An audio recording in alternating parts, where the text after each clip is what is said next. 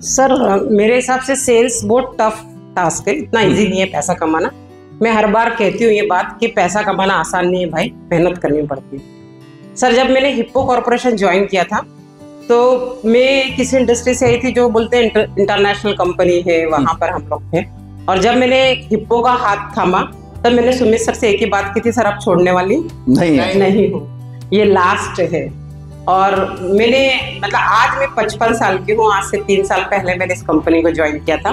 तो सर जब मैंने हिप्पो शुरू किया तो आसान डगर नहीं थी, मेहनत बहुत थी। और जिन पे हमें विश्वास था कि ये तो हमारे हैं, हमारे साथ आएंगे, उन्होंने हमको साथ नहीं आए और हमारी टांग खींचने में लगे रहे कि भाई कुछ होने वाला नहीं है। जब हमने शुरुआत करी सर तो मेरे लिए एग्रीकल्चर एक नया सब्जेक्ट था, क्योंकि मैं एक न्यूट्रिशन इंडस्ट्री से थी और मैंने उसको सीखा। मैंने बार बार वीरेंद्र सर को परेशान किया। ऑलमोस्ट यहाँ जितने लोग काम कर रहे थे उन सबसे मैं पूछती थी भाई इसमें क्या होगा, उसमें क्या होगा। और मैंने शुरुआत भी करी तो सर आदिवासी क्षेत्र से करी, है ना। तो वहां पर जब मैं जाती थी इस बिजनेस को, मतलब प्रोडक्ट को समझाने को, तो मुझे वहां लोग डराते थे, भाई रिजल्ट नहीं आया तेरे को घर आके मारेंगे। अच्छा, होम सर्विस दे रहे हैं और लोग नहीं कह रहे थे घर आके मारेंगे। मतलब हमारा फसल बिगड़ता है, हाँ हमारा फसल बिगड़ता है तो हम घर आके मारेंगे। और सर मतलब मुझे बड़ा प्राउड फील होता है ये बताते हुए कि मैं सुबह से निकलती थी कार लेके और रात तक मैं काम करती थी, और रात को मैं रुकती नहीं थी डर के मारे क्योंकि वो बेल्ट ऐसा है, मैं वापस घर आती थी।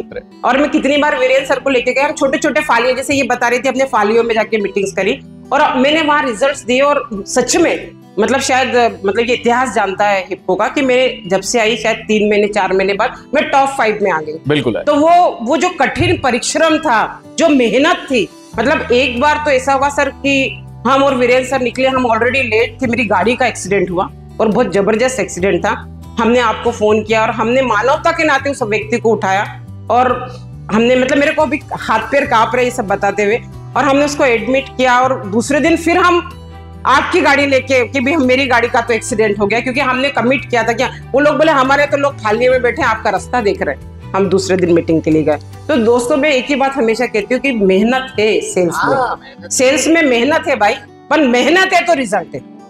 मैम मैं उल्टा बोलता हूँ, पर्पस क्लियर। देखिए क्या होता है, अदरवाइज ये प्रैक्टिकल बात है। सर एक्सीडेंट हुआ, अब एक्सीडेंट हुआ, किसी व्यक्ति को अपने हॉस्पिटल में एडमिट कराया, 25 बहाने नहीं जाने कि मेरा तो कल ही गाड़ी का फूटा है, कल ये तो छोड़िए, मैं 2 ऐसे बड़े इंसिडेंट्स बताता हूँ। मैडम का ये कहना था, हम लोगों ने उसको हॉस्पिटलाइज किया अपने ऑफिस के सामने जी। उसी टाइम मैडम का ये कहना था कि वीरेंद्र हम कोशिश करते हैं गाड़ी अरेंज करके, और अनफॉर्चुनेटली हमको गाड़ी का प्रॉब्लम आ रहा था। मैडम को जो होना था अपने हॉस्पिटलाइज करके और अपना काम। सर यही चीज समझा रहा हूँ कि आपके पास बहाने बनाने के भी 100 अवसर हैं और काम करने का एक अवसर है। मेरे को मैम की 2 बात आज भी याद है जो सबसे इम्पोर्टेंट। एक तो अभी सर ने बताया थी कि आपके हस्बैंड है जुनैद साहब, सर उनको हार्ट की प्रॉब्लम हुई, वो हार्ट अटैक की प्रॉब्लम है, घर आई, मैम ने बेड लगे, उनको छोड़ा और ऑन फील्ड। अभी थोड़े दिन पहले एक सेमिनार था हमारा, वीकली सेमिनार, वीकली, ऐसा भी नहीं कि कोई वो हो रहा, वीकली सेमिनार में सुबह से निकले हुए थे। जिस जुलानिया साहब को खुद ही 25 बार मना करती, जुलानिया साहब ये मत खाओ, हार्ट की प्रॉब्लम है वो मत खाओ। जुलानिया साहब बोले मेरे को सुबह से भूख लग रही है, मैं क्या करूं? तुम तो 200 पर सिखाओ, लेकिन मेरे को सेमिनार में छोड़ो पहले। मैं सेमिनार में जाऊंगी तो 200 पर सिखाओ। मैडम ने उनको 200 पर खिला, बोले इनको नीचे बिठाओ, कॉफी पिलाओ, मैं चली ऊपर। वीकली सेमिनार को भी इतनी इंपॉर्टेंस देते हैं, तब ये होता है कि पिछले महीने का चेक 7 लाख 80 हजार, लास्ट मंथ इनकम 7 लाख 80 हजार, और अभी 4 महीने नहीं हुए 1 करोड़ से ऊपर इनकम क्रॉस हो चुकी है। जब आप अपने सपनों को, अपने टारगेट को, अपने पर्पस को दुनिया में सबसे इंपॉर्टेंट सकें, और देखिए ये बहुत बड़ा सच है, आप जो भी हैं, जो कर रहे हैं, जो सोच रहे हैं, सब पैसे की वजह से कर। मेरे को अमित भैया की एक बात याद है, मेरे को अमित भैया हर महीने परिक्रमा लगाने जाते हैं, और हम लोग हर महीने परिक्रमा लगाने जाते हैं गिरिराज जी की। हम गिरिराज जी की परिक्रमा लगाने जाने थे, पूर्णिमा पे जाते थे, अचानक हिट कंफर्म हो गई कि हिट भी उसी दिन है। मैंने अमित भैया को बोले क्या करें, जो अमित भैया का आंसर है वो आपको बता रहा हूँ। अमित भैया ने बोला भैया गिरिराज जी से बिजनेस मांग नहीं जा रहे हैं, पहले बिजनेस करते हैं, गिरिराज से फिर चले जाए, पहले बिजनेस कर लेते हैं, वहां मांगने भी क्या जा रहे हैं। बिजनेस मांगनी तो बिजनेस मतलब आप ये मांगने जा रहे हो खुश रूप तो ऐसा है मेंटली और फिजिकली। सर दुलेरा जब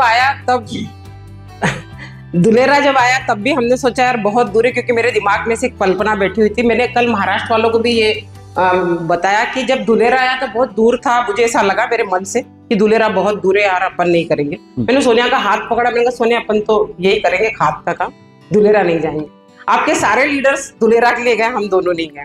बट आपने जबरदस्ती हमारा हाथ पकड़ा और हमें दुलेरा ले गए। जब मैंने आपके मुंह से दुलेरा समझा तो मैं सबसे एक ही बात कहती हूँ, अपनी नजरों से दुलेरा मत देखो, सुमित सर की नजरों से। बिल्कुल सही। और शायद आपकी नजरों से मैंने दुलेरा देखा तो मैं आज इतनी बड़ी कामयाबी ले रही हूँ। और सर जब मुझे ऐसा लगता था इतनी दूर, क्योंकि मेरे पैरों पे सूजन आ जाती है, मैं बैठ नहीं पाती हूँ, तो मुझे ऐसा लगता था यार मैं इतनी दूर कैसे जाऊंगी। और 2 दिन का तो ठीक है जर्नी, 1 जर्नी कैसे करूंगी। शायद आप यकीन करेंगे, शायद मैं 12 से 13 बार सुबह गई और रात को वापस 1 डे विजिट करिए। और बारिश में भी पाटीदार साहब और हम लोग बारिश में भरते, बहुत तेज बारिश थी और हमारा ड्राइवर भी इतना शानदार था कि भगवान मालिक, हमें लग रहा था हम घर पहुंचेंगे कि नहीं पहुंचेंगे। ये लग रहा है ये ड्राइवर हमको ले जाएंगे, हम इसको ले जाएंगे। और उसकी गाड़ी की लाइट खराब, पानी बोल रहा, मैं गिर रहा हूँ। और मैं सिर्फ एक मुझे नाम आता है, मैं नाम जप करती हूँ राम राम का। सिर्फ मेरे पास में एक ही नाम है राम का।